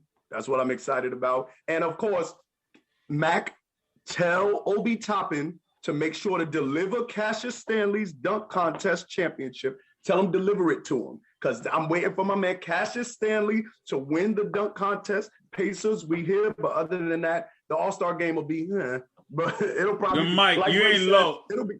You ain't low for that name change. I just peeped that. Wow. Come on, man. You ain't low. You allowing people to troll in here all the time. So one time I get to troll, you will let me. You be allowing. If you're gonna do that, you might as well come back to the group, King. You might as well come back. Son. You be letting these people troll me all the time. So now I'm gonna do it one time. You get yourself trolled. Listen, I still can't believe you, bro. Listen, I have a list of Mike Miller tapes that I have archived. Why do you have a list? Because they're just outrageous. Yeah, I do love you though, but they're outrageous. Mikey bad takes. You're my brother, and I love you. But I agree with Ray that All-Star game, again, they know already that they could not play until the last 2 minutes. they would at least play the whole fourth quarter. Now they just wait until the last 2 minutes to play if it's a close game. So we'll watch a couple alley-oops. I want to see Zion if he dunk on somebody, but other than that, see if Kyrie cross somebody up, something crazy. A lot of times it's just to see who they're going to draft. Who are KD and LeBron going to draft and put on teams and stuff like that. It's a TV product. It's not really a game anymore. Right. That's facts plus tax. It's a TV thing, man. Are we all looking forward to the second half of the season, or are we just ready to get to the playoffs? Is it something? I know the schedule's pretty tough for some teams going into the second half. I'm looking very much into the second half of the season because like everybody knows, Carl tried to force me. I'm not accepting it. I have Utah in the Western Conference Final. So I tried to force you. What I tried to force you to say? I didn't try to force you to say anything. You tried to force me to pick them to win the championship, and I told you no. So don't try to force. So, but they went on this little 8-game stretch that I was looking forward to about 2 weeks ago. They smacked the Bucks. They beat the Heat twice. They beat they blew out the Lakers. Who else? They smacked the Hornets. So I'm looking forward to seeing the Bucks.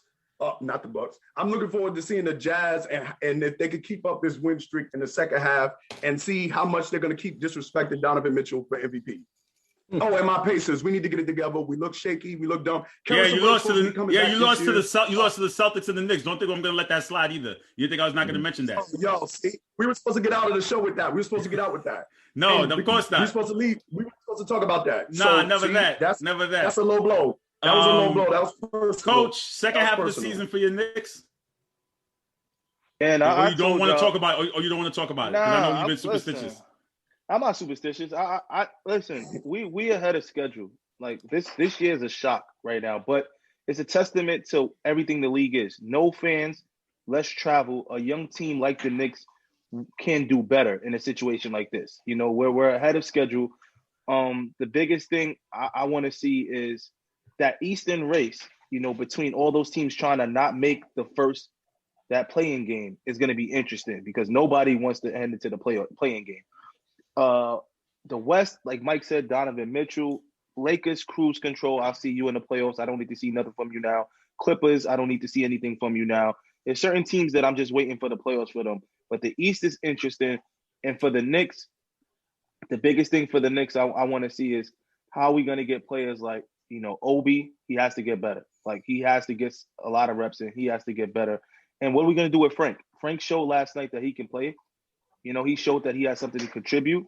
If you bring when D Rose comes back and Peyton comes back, what are we going to use him for? You know, I'm not saying that he's going to be a starter, but I'm saying he has value. And if you have value in the NBA, we need to get something back from you rather than you just being on the bench and doing nothing. So, you know, I'm interested to see what our front office does with that. Jordan, second half of the season, you looking forward to it, or are you just going to continue tanking? Continue. It feels good. Wait, Jordan. I'm sorry, Jordan. I gotta cut you off. It feels good for the first time in like 7 years where that doesn't relate right now. But he said it like a legit. But he said it. But Carl said it like a legit question, though, with no laugh or no sarcasm. He said, "Oh, so are you concerned the second half you gonna keep taking?" Listen, we might be there with you in 7 new games. It only takes 7 games for us to be. That's all it takes. That's all it takes, yo. That's all it takes. 500 and the whole city is just going crazy. Like it's like there's a whole second season left to go. That goes to my point where I told people that the Nets can be the best team in the world. They could win the championship. But for the long time, the city still gets more excited for the Knicks. That's period. That's just how it's going to be. The Nets are winning all these games. You don't see their fans outside the arena going crazy and throwing shirts up. Are you saying that loud enough for Jay Lex in the back? Because I know he hears you. Jay Lex got to hear you. Listen, Jay Lex, the Knicks, like, this is what me and Ray always agree, because I don't never say what the Knicks aren't. The Knicks ain't been nothing for years, and we know it. And this goes to the Ray's point, the delusional fans, they're crazy. And you see what happened. They got just to 500, and people out there talking about the championship. They were going nuts and going insane. But that's just the fruit of the city. And another point I'll tell you, if you read the news, just read the newspapers. There's 4 articles about the Knicks every day, and maybe one article about the Nets. This is the Knicks city, regardless of how good the Nets are. The Nets can be better than them for 4 or 5 straight years. It's going to take a generation, because it's generations of Knicks hurt and Knicks pain that's trying to get through it. And when the Nets need a lot more years, man. So Jordan, for the second half of the season, what are you looking forward to? Tank. Forward to the finals and the draft. That's about it. Finals in the draft. Ray John, second half of the season. I think Max said it. The Lakers are coasting, so you're not worried at all. What's your thoughts for the second half of this tough season? I got a couple of things that I'm gonna enjoy watching. I'm seeing the Golden State Warriors. They're starting to mesh. They're healthy. They won 3 straight a couple of days before they got smoked by the Lakers, and what you could say was a scheduled loss they played the night before. So I'm looking forward to Steph continuing to do Steph things and yet again proving me right.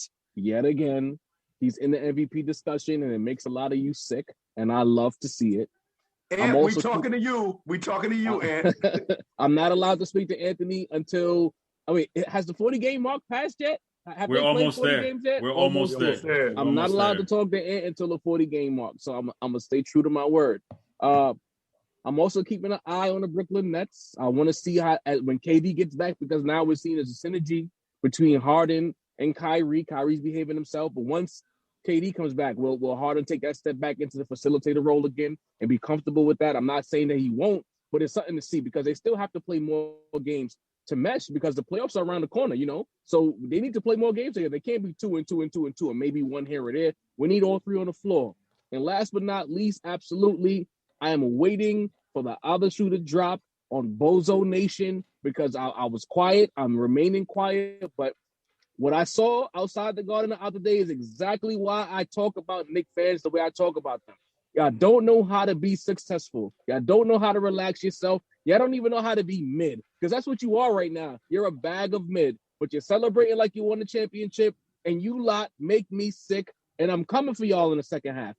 I behaved in the first half, but not Mac. Hold on. Mac and I understand. No, me and you gotta choose. I want to hear this for the rest of the fans because I really want to what is the level that fans like what place constitute Knicks fans not being able to say championship, but just being able to say, you know what, we've turned the corner. What does that take from other teams? I want to hear this. What I'm saying is I don't need to see y'all outside the Garden dapping each other up. Oh, no, they wilding. They wilding for that. They wilding for that. But that's wait, what were they doing? They was going crazy in front of the Garden. High five. They had the flag. They had the flag. It was going crazy in the Garden. That's what I said. Okay. But let me say this though. The logical Knicks fan. But let me say this though. Why are you mad another team is excited for winning? That'd be crazy. Man, how are we upset at another team because they're celebrating success and that they haven't seen in years? Countless times. I've been around. I'm a New Yorker. I'm around these people. I know them personally. And the ridiculous things that have come out of their mouths for decades is something that has birthed a disdain for a fan base. Like when they traded for this guy or that guy, we talking about finals. This team didn't make the playoffs. You get Quentin Richardson. You talking about finals? You overpay my man from Seattle the big. We talking about finals. Jerome. Come on, son. Jerome James. I traded half the team for Melo, and I understand it was Melo, but we talking about finals. We didn't even play a game yet. We got the I'm coming home celebration. Y'all was talking about championships. Beating the Heat. They didn't even play yet. So hold on, Ray, if you've been in this group long enough, we got some Lakers fans who was delusional too. They go crazy like too. That. We know who they was. We know who they was. Came in, they was talking about Anthony. I'm talking about you, Anthony. Yeah. That ball. Oh yeah. That ball. Yeah. Well, you know what? Anthony stays on brand because the championship happened. So he ended up being right when it was all said and done. You can't do that, Ray. Stop that. But listen, Ray, don't offend. But Ray, let me ask this. Why are fans delusional? How are we celebrating the team in the 90s who didn't win anything? Okay, but Ray, isn't that part of being a fan that we are allowed? Like, I'm delusional. I pick the Celtics every year, right? Every year. Carl, I'm being real PG on this show right now. Don't make me start cursing, Carl. Because you know it's levels, bro. You know that. Yo, listen, he picked, since I've known him. I do. I pick them every year, but year. Aren't we allowed to have? They only won one year. Right, but aren't we allowed to be delusional just a little bit? Don't we get that out of window? I am a delusional fan myself, but I know that there's levels. When the Lakers were sorry during the bus check era, I was not outside celebrating lottery picks, okay? I was hopeful. I stayed in my place when we were sorry. Unlike other guys, when we got to 500, I wasn't slapping hands. When we beat Golden State on Christmas with LeBron, I wasn't outside wilding. I took it in stride. But some of your people were. You see, just like you said, you don't talk to me. Hold on, just like you said, you don't talk to me. See, Ray, here's the thing. You live in New York, and remember, I wanted to have this segment called, but we never had it. Right. When you live in New York and you see the delusional Knicks fans, it pisses you off more. But had you been living in LA, where your fan base is, you wouldn't see a lot of delusional Knicks fans. True. You would see the delusional Lakers fans. So that's why New York, we're the melting pot of obviously of America. When you see all these Knicks fans, and we got fans from different parts of the country because they come here, they hate the Knicks fans because they're like, you guys stink and you always loud when you stinking. But I'm like, yo, when the Lakers was bad, I knew a couple Lakers fans. They were screaming, going crazy when they got drafted. But we don't see as many of them because the real fans like you is little, and you guys know what you're talking about. Listen, Mike's been delusional for years about his paces, and we let him say whatever. Mike don't go that crazy. Paul, that's my point. Thank it's you. only one Who Mike. said that? Yeah, Who said Mike don't go that crazy? Yo, look, Somebody I put out it to here you telling like the this. truth. Mike don't be wilding. No, at yes he all does. about patience. Yes he does. Roy Hibbert is a great center. Yo, Mike has had his bad days. Yo, listen, Mike has come on. Mike has said no. He was a decoy, wasn't he? Jermaine O'Neal deserves consideration, possibly for Mount Rushmore. Come on, guys, let's go. Reggie Miller, come on, listen. I can make a list. Yo, listen. This is a talent only you possess. To be able to ignore all the context and just say the highlights, you should work for TMZ, my friend. You are the shade room on this show. This is amazing. And then Carl will be like, but you said it, though. But you said it. That's right, man. He is incredible. He did say it, though. You are the shade room, sir. Listen, all I'm saying is that, Ray, I see what you're saying, but fans should have a right to be delusional. Fans are clearly, it happens. I'll give you an example. Healthy level. And I'll pack it up like this. I see a guy like Stephen A. Smith, Knick fan, right? And he drags Cowboy fans. He talks bad about Cowboys fans. But he is the same exact way for the Knicks. So how can you hate Cowboys fans when you do the same thing for the Knickerbockers? Yeah. Like, I don't, that's the thing that bugs me out. He's one of the worst Knicks fans I know. But he's a like Carl, he's a media man. Media, like you Carl, all you guys, I know that. You passes for anything you guys do. Because no, but he really feels that way, Coach. He don't like Cowboys fans, bro. He really feels that way. That's why he's so he don't like Cowboys fans because he's a Giants fan. See, it's not about him just hating the Cowboys. He like the Steelers. I don't, I'm so lost. He likes all these teams. He's a New York. He's a New York guy. So that's right. Wild, and again, it's the same thing with the Yankee fans. People call Yankee fans delusional. People call Cowboys fans delusional. We could sit here and make a list of. If you cheer for a team that wins chips, you have every right to be delusional. There's some truth to that. That's why I don't go crazy with the Laker fans. I don't go crazy. When me and Ant used to have, I don't go crazy. Certain fans you can't go crazy with if you don't got that hardware. Like me and the Knicks fans, we all know we go through this all the time. But there's a limit to how much I can do. Hold on, we're gonna get to that.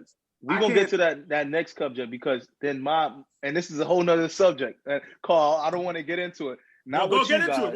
What? Not with you guys, but I have a real problem. See, you guys you love the game, you study the game, your fan base your fandom goes a little deeper. Carl, yes, you have a story, Ray. I never got into your story about why you like the Lakers or how you grew up on the Lakers, so I don't know your story. But for other people, I understand it.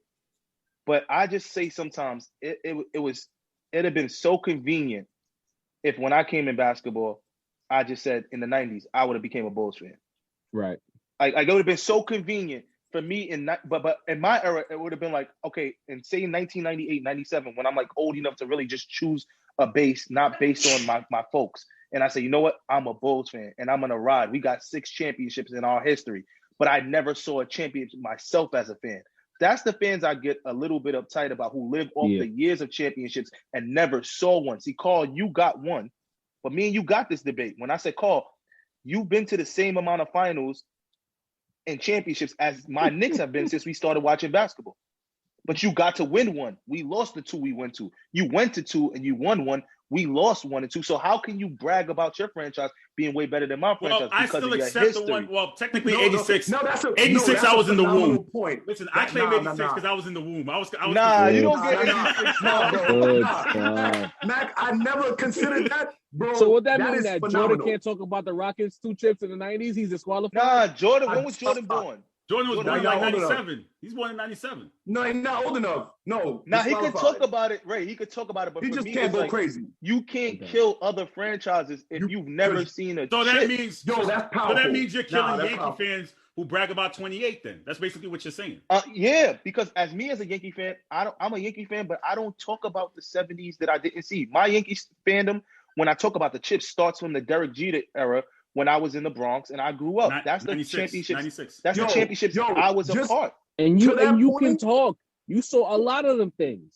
Yeah, I saw 6, bro. My fandom got me 6 championships. I'm so gonna that's talk what you talk about. Yo, I'm cool with that. I'm cool with like that with me and the Knicks. Yo, Mac, you know it's like that with us and the Knicks. We just had a stupid argument about the Knicks 2 years ago, Knicks and Pacers, and what we was me and Greg was arguing what. My Pacers won ABA championships. They won, Knicks won championships when none of these people was born. It's a phenomenal point. Why are we bragging about things none of us ever seen? But we can't erase the history. Like I can't erase. It's not about Russell and Larry Bird. I can't sit here like if we're comparing greats, like Celtic and Laker fans love to do this all the time, right? Chauncey and I love to do this all the time. We're talking about great Celtic players and Laker players who had better players. I'm not going to sit there and ignore Bob Cousy. I'm not going to sit there and ignore Cedric Maxwell. Carl, you know what's the equivalent to? To me, it's like you're a trust fund fan. You're a trust fund fan. You came into an organization that had a bunch of championships. That's not me. I came into the Celtics because I love Paul Pierce. Listen. You wear the shirts that say 26 rings. You make the comment 17. I do. 17 rings. So you're a trust fund fan. There's a lot of trust fund fans. I came into it because of Paul Pierce. I honestly saw Paul Pierce and Antoine Walker play. So that's and I was like, wow. Start debating. Right. And I was like, this is amazing. And Paul Pierce was the reason to lead to my Celtic fandom. But I can't embrace the culture and the history of the team. Because you just can't be too loud with it. Once again, like Ray said, it's not always for me when he says Knicks games. This ain't for like you, the Rays, the Ants. It's not for. This is not one size fits all. This is to people who debate with me about how good their franchise was, and they start going back to like the 80s and the 60s and the 70s, and I'm like, but that means Ant can't do it because Ant didn't see Magic win anything. So Ant can't do it. He didn't see Magic in his prime winning 5 championships. Ray didn't see Magic. No, I like the point. I like again. You're right, but look, out of our 17, I saw 6, bro. You saw 6. 6. So can you? That's what I'm saying. Lakers fans. Okay, I got a nice chunk of that. You can talk. That's a good percentage. That's a good percentage. For me, watching basketball, like as a Knicks fan, like through, I would say 1990 was the first when Jordan won his first ring was the first ring that I could understand. That I have an actual memory of me sitting at the TV and watching the game, even though I was young. I can remember Jordan's first ring. So from Jordan's first ring to now, these are the franchises to me that can say something. The Bulls, because this is when I was a fan. Spurs, Lakers, Golden State, and Miami. No, Miami gets no LeBron. No. Miami got 3. You don't give them no. I give Miami. I give Miami. My fault. Miami got 3. You're right. Because most of them are D-Wade Miami. Fans. Most of them are D-Wade. Miami. Those 5 franchises, to me, can sit up at the top and look down and say, all you others, you guys got to relax. But to Celtics, you guys got 1. Detroit got 1. And it's also how many times you went. Detroit went once and got 1. Dallas. They went twice. They went back to back. I mean, twice. My fault. Yeah. Twice. They went twice and they got 1. Dallas got 1. Celtics went twice and got 1. So, Carl, like literally from the 90s to now, me and you been to the same amount of championships. Listen. We've had some unfortunate circumstances to that factor. Knicks fans trying to force their way into VIP, bro. You know? I know. No. We gotta go do that, Mac. Mac, you ain't low, Mac. No, Mac. Mac trying to. I'm not saying we VIP. I didn't say we VIP, right? You just pulled your card, bro. You tried to make it easy for yourself. No, man. Nah. gonna do that. Yo, Matt saw that velvet rope and was like, hold on, he don't belong in there. Let me over that velvet rope too. You never heard me say the Sir, Knicks pardon me, should sir. be in Pardon the. me. I'm Step just back. saying the Celtics. I'm just saying the Celtics. But we got one. Like, that's it. Nah, You I'm with talk Matt, like- man. But Carl, you talk like you Carl got can't 20. get in there either. What? John, you get to be in there. If I Carl got in there, one. we can step in there too. Listen, We I can got step in one. there. I got one. Step One in out there, of too. two. I got one out of two. Why Carl can't in I got leave feet, it? but he not buying no bottles. He just getting a drink over somebody He else's buying bottle. the That's what's going on. I'll take it. He just there. Listen, I got one out of two, and somebody went 0 He for just 2, and there. I'm supposed to say that's okay. You But went Carl, 0 I ain't for gonna 2. lie, Carl, Mike a went lot 0 of for 1. A lot of Celtics fans, they talk like they're like from when they've been watching, their franchise is better than the Heat, or their franchise is better than the Warriors. No, I never Like said you can't that. do that. No, I You never can't said do that. that. I never Yeah, said right. That's a That's fact. the That's a trust fact. fund. That's a That's the good trust point. fund. The money Like, was when it's left over. recent- Money was left over to you by your rich family, your rich uncle, and that's how Right. you built your business. You We got a earned it. small loan. You got a small loan from your father, $1 million. Shout out to Bill Russell, man. Shout out to Bill Russell, Larry Bird. That's all I can shout out to those dudes. Guys, That's what's up. I mean, salute the legends, but just all Mac is saying is sometimes you got to calm down, Carl. That's what that means. Why? You got to calm down. I'm a fan of a You gotta game has calm got down. me here. No, I'm not gonna calm down. A fan of a game Calm got down, me man. here. I'm Gotta not gonna calm calm down, down. I don't have to calm down. Being a calm fan down. got me here, man. Gotta I'm gonna calm continue. How being many a fan. parades you been to? You You went to going the it, Boston so parade yet? Nah, I haven't. I wish I did go in 08 though. I You wanted gotta to go calm in Coach 08. mudslinging now, bro. I wanted to go in 08. Listen, I wanted to go in 08. I haven't been to it. I've been to a jersey man. retirement. That's it. Yo, haven't I been said to the one, same thing to some of my Bucks fans. I got some friends who are actually Bucks fans. They've been Bucks fans since like the 90s. And I was doing the same thing to them, yo. Listen, Damn. Mac, I like your point. Ray, come on, man. Ray, let us rock, baby. Yo, Everybody listen, don't get 6 chips, man. Listen, Hey, I ain't Coach. saying nothing. Listen, I Coach. want to step over we have the a Pistons Pistons fan. sometimes too. We You have know a what I'm Pistons saying? fan saying stop trying to take You're away not from the even at bad the club, boys. Mike. I'm sorry. Nah, the bad Yeah. boys. Oh, wait. I'm sorry. You The at the bad NBA boys. club. Reggie went to the Yeah, finals. I'm there. Coach. You You have at a the Pistons NBA fan. club, bro. Listen, I'm you have a there. Pistons fan saying they deserve a seat at the table too. That's all I'm saying. The Pistons, how old is this Pistons fan? Which one is Nah, this? he's old enough. He's seen all three. All right, so old he's enough. seen So all then three. he in. That's what I'm You saying. in. You Yeah, in. he's I'm not in. talking He's about in. people in. No, I'm Shout out to talking Matt about to the Williams. finals, baby. Yeah, Matt. I'm Of here. course, Matt. What you mean? Matt was I there hear from the you. '80s. B. I'm cool with that. My point wasn't against. My point really was like, Carl, when me and you used to get into the debates, or me and my other friends, I'd be like, yo, you haven't. And this is before you won the chip, Carl, because we was in school before you guys won the chip. I used to be like, yo, bro, me and you, the Knicks been more successful since we've been basketball fans than the Celtics. At that point, Right. True. At that point. at that point when we were in college. Yeah, absolutely. So I used to be like, nah, how you gonna claim all those The rings before Celtics you had even like knew the 2 game? periods of being a laughingstock in the 90s. You know and why that's a though, fact. right? You know That's why a though, fact. right? There are mitigating factors as to why that happened. You know why? Why? There are 2 factors. Let me know. Len Talk to me. Bias and Reggie Lewis. Those were supposed to be Uh-huh. the transcendent players to lead us to the next phase of our franchise. For a Oh, decade, so- you don't is know Yeah. how that to a- draft hold after up. that? Yo, those are the Fellas, 2 fellas, players. Those are the fellas, 2 look. reasons. Len Bias So what and you Reggie saying? Lewis. You trying to Unfortunately. do another one of those Rest in at peace. Jason Ifs? Is No, that I what didn't. this is? I didn't say if. I just said. At Jason I didn't say. I just said Jason there are Ifs. You mitigating ain't gotta say it, but you circumstances. hopscotching There were around it. circumstances that led to our demise Ain't no Right. for 22 years. Another draft. Circumstances that if these players were Somebody here, else. things would have been different. I didn't say if. I just said there were circumstances. Okay, for 22 years. That's what you Yeah. said. That's what you said. That allowed us to have a He drought. translated it for you. He translated it for It's you. okay because the Lakers had a drought for translated for 12 you. years That's too, what- but we don't talk about that now, do we? Right? The Lakers had a drought for 12 years before they Yeah, got we had a Kobe Jack. title drought, but we Yeah. weren't laughing stocks in the 90s. Oh my God. Okay, I'm not gonna talk about this. Jordan, do you claim your 2 I rings wear or no? laughing. Do I claim them? Yeah. Okay, he's He back. can't. I mean, if a fan of a different team is like coming to me and they're like, "Oh yeah, but we've won this many rings," and they didn't live through it, then I'll be like, "Well, yeah, the Rockets have won 2 rings too." You know, See, hold on, I do Carl. the That's same. all I needed. See, this is what I'm about. What I just did was just made the playing field that you see what Jordan said. If another fan that didn't live it, that's all I'm saying, B. Oh, so you saying That's fair. 1973, baby? $60 73, baby. That's what you're doing? Yeah. Yo, listen. They know me. The Knicks fans know we've been doing this for years. I never bring up ABA championships. I don't care. But Because as you soon as can't. they say, well, we can't. got championships, I'm like, well, hold on. If we're going to do that, You can't celebrate a then G I League got some too championship. from all G the way League. win. Drew League. You got a Drew League champion. What is that? He said No, he but can't Carl, celebrate Carl, a G League championship. But Carl, look how crazy that sounds. Look how crazy it sounds if I debated a Golden State fan and be like, yo, y'all only got one more ring than me. How And crazy does his that was in sound? 73. Well, they got That 4 would sound though. crazy.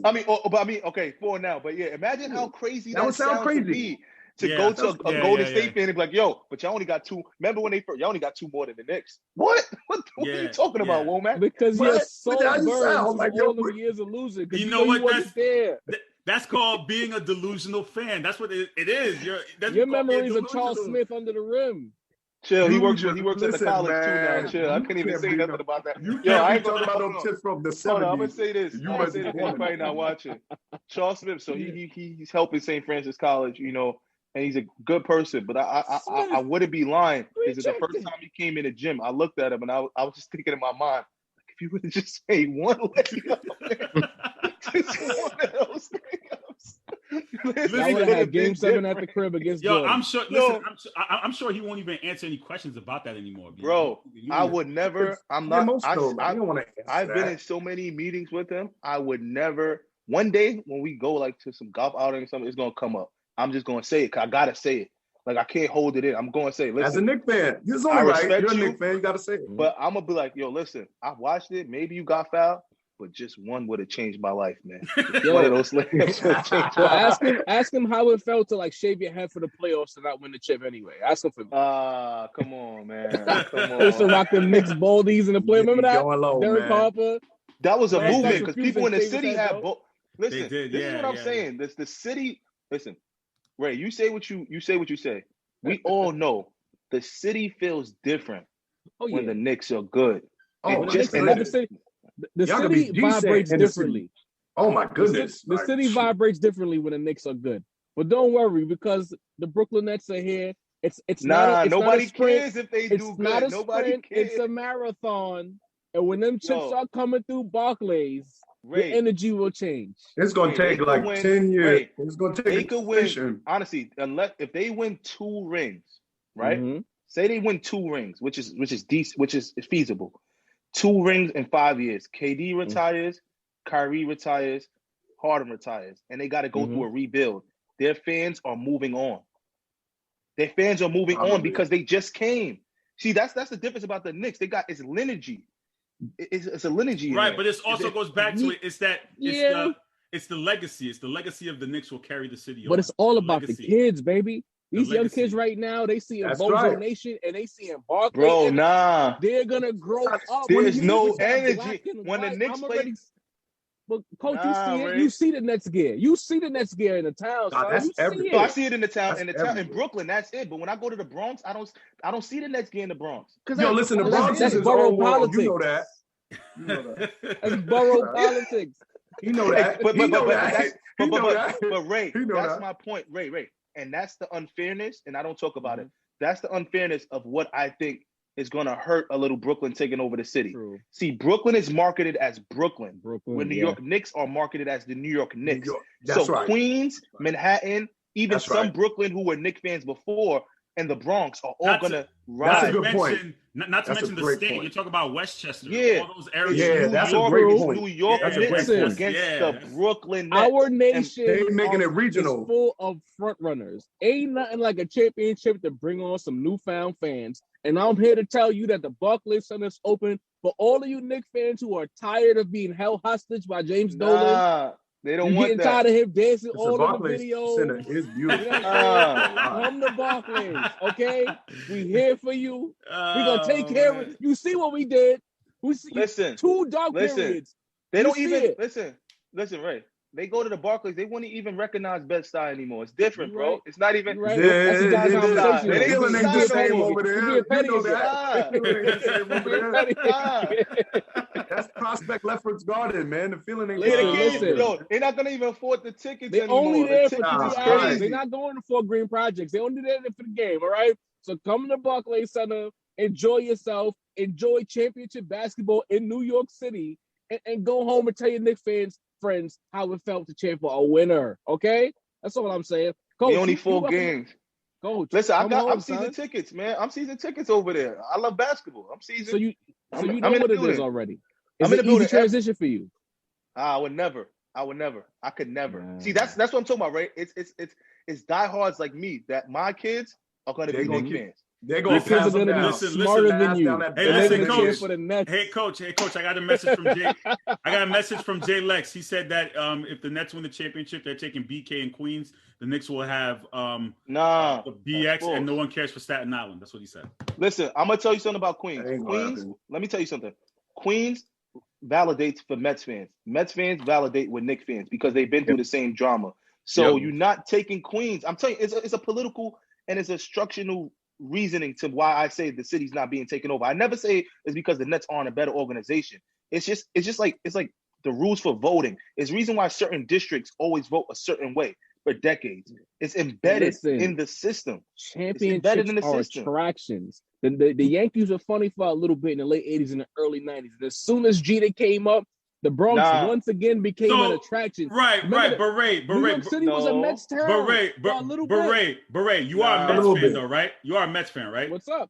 Okay, so Mike is a Mets fan, right? So then the Yankees won 5 championships over the course of our existence. You guys didn't jump ship to the Yankees. So why would it be the same thing for the Nets jumping? Never. Because the Yankees are the Yankees. Never. Okay? So now you're making exceptions. What I'm saying is I can't speak for all the Mets fans. You know what I'm saying? And the Mets were in a situation where they were ran poorly, like a James Dolan situation. The Mets have tried. They've just been sorry, okay? It's a whole different type of conversation. And we did have the 80s. They won in 86. From 86 to like 89, they had a strong team. The 90s, things fell apart, but they tried to spend money. They tried, and they failed, okay? Knicks fans have been treated poorly. They've been abused by their ownership group. Abused. The Knicks have the most expensive ticket in the city, in the league, for losers. Listen, I still got my sweater, so stop. I still got my sweater. That's the exact I would never switch. I still got my sweater. I would never switch. And I feel like Knicks fans deserve better than switch. Look how he treats Oakley. That's how he treats all the Knicks fans. Like he's treated Oakley. It's no history. Listen, I'm telling you, it's not gonna happen. Ray, you can want it. I don't even know why you want it to happen. You're a Lakers fan. I don't think it's gonna happen. I don't even know why you want it to happen. I don't think it's not gonna happen. Because he's from Brooklyn. He's from Brooklyn. Come on, son. It's from Brooklyn. I know. I want him to say it though. You know that. Can I get him to say it? I'm saying, my cards are always on the table. I'm from Brooklyn. I don't care for Bozo Nation. I love how annoyed they are that Brooklyn is lit. And I also feel like the logical Knicks fans need to smarten up, open the market up, and go to Flatbush. What's so hard about that? Doing that, man. That's what it's about. It's called being loyal, bro. It's called being loyal. It's called being a fan. Why you being a loyalist to your abusers? Okay, he's abusing Knicks fans. It's an abusive relationship. You got to get out. Very. But Ray. See, Ray. If you take it right now, listen. The Nets. If you go with the Nets, there's gonna come a time where they're gonna stink. Seriously, it's gonna happen. It's gonna happen. I'll still watch the Yes Network. You know. You watch MSG too. We know what you watch. No, I don't. We know. Yes, I don't. Yes, you do. Yes, you don't. You watch MSG. Stop it. You see the remote? You see the imaginary remote? Nah, you hear Warclad. You hear Jimmy. Razzling and dazzling, switching edition. Report, oh my God. I watch it on lose. I hear MSG on mute. As the run is happening. You don't like Clyde, Mike? Don't disrespect Clyde's catchphrase. He's great. His commentary. Clyde is great. Clyde is great. No, it's the worst switching thing ever. edition. Razzling and dazzling. Son. Tenacious. Come on, man. We love it. Yo, the $10 words. You're literally watching. When I was back home, I would watch MSG on mute. Every time. Wow. I don't know. I don't listen to that. No. Disrespectful. No, that's trash. Come on, man. Yo, don't disrespect Clyde like that. Don't disrespect Clyde like that. No, Clyde is a legend. We're not going to take away from it. Legend as a commentator? No. Come on. Them ugly suits and them stupid slashing and dashing. Come on, son. All right, guys. Wowing the audience. We're Irving Derbish of. Come on. That'll do it here for the Sports Hit List. Thank you for tuning in. Make sure you like, share, comment. Y'all Harlem dudes, bro. Check out the Gray Area. Harlem dudes. dudes. You guys soon. And you guys take care. Be well. Peace, y'all. Peace, y'all.